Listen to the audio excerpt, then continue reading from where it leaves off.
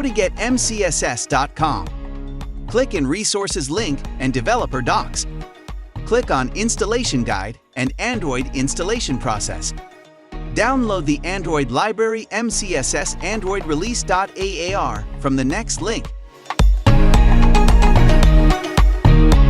In the main module of Android Studio, change view to project mode and verify the folder libs is there. Copy the MCSS Android Release.aar library you downloaded into the libs folder. To do this, unzip the downloaded file and copy it.